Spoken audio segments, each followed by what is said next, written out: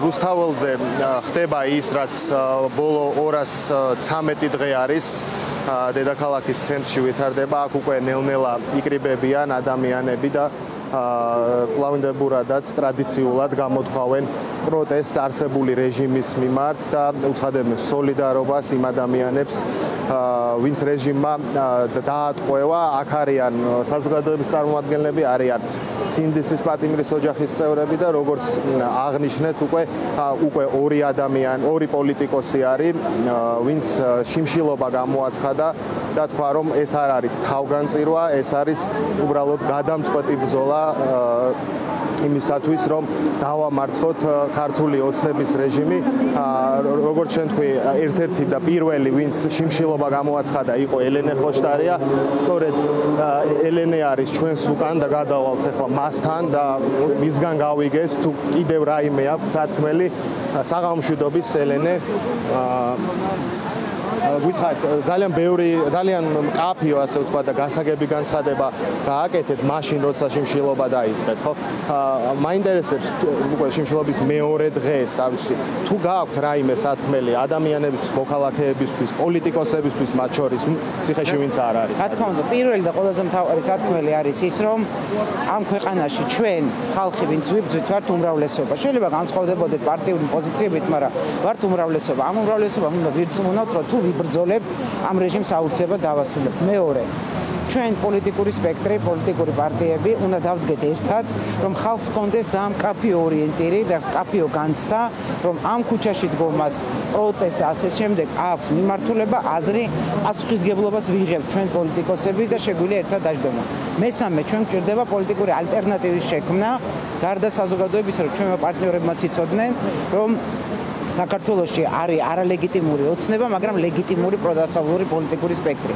შემდეგი, ჩვენ გვჭირდება მტკიცე არაღიარების და ართანამშრომლობის პოლიტიკა, რომელიც გამორიცხავს რაიმე სახის მახეში ქართულ ოცნებასთან შესვლას. თვითმმართველობის არჩევნებს გულისხმობ. ამის ნაწილია არა მხოლოდ, იმიტომ რომ პარლამენტში არ შესვლაც ეგ იყო, კომისიაში არ მისვლაც ეგ იყო, რის გამოც ციხეში არიან ადამიანები და რა თქმა უნდა, თვითმმართველობის არჩევნებით.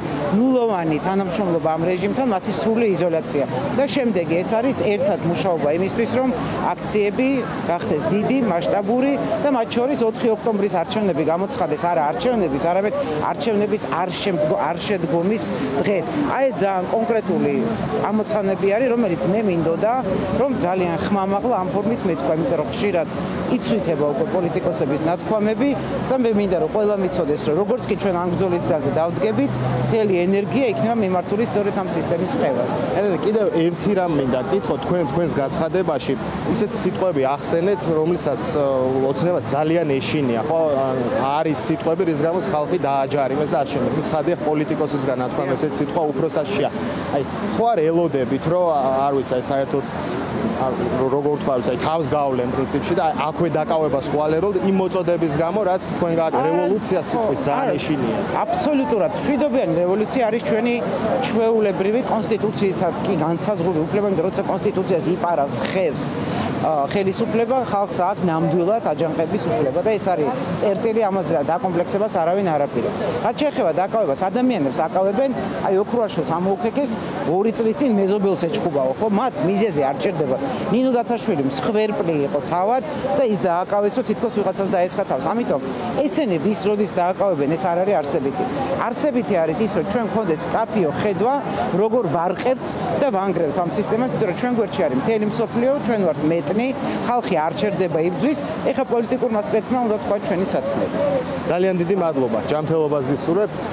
თქვენ ელენე ხოშტარიას უსმენდით, როგორც აღნიშნე, ის უკვე მეორე დღეა შიმშილობს და მან გამოაცხადა უკომპრომისო ბრძოლა რეჟიმთან. მათ შორის ეს მოიცავს არჩევნებში არ მონაწილეობას და მისი თავარი სათქმელი, მისი თავარი ბრძოლის ხაზი, ასე ვთქვათ, არის შიმშილობა. კიდევ ერთი ადამიანი იმყოფება აქ, ვინც ელენე ხოშტარიას დღეს შეუერთდა, მასთან გადავენაცვლებ სიტყვით საღამოშვიდობის ბატონო გედი.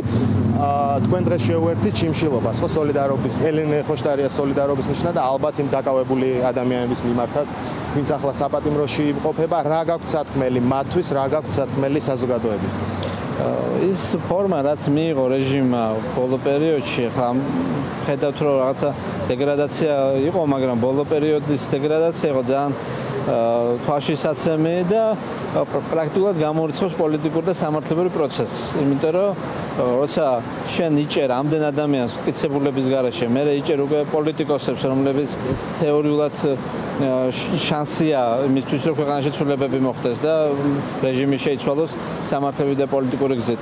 აი როცა რეჟიმი იღებს ასეთ ფორმას, აქ უკვე ძალიან დიდი საფრთხეა, რომ ჩვენ გამოგვეპაროს ის მომენტი, როცა პროვინციული ფეოდალური ავტორიტარიზმი გადაიქცევა ტოტალიტარულ რუსულ რეჟიმად და შესაბამისად ჩვენ არ აგვაქვს მაგისი მორალური უფლება ერთ დღეს გავიღვიძოთ საქართველოში და ეს უკვე იყოს რუსული დიქტატორული რეჟიმით შემდგარი სახელმწიფო.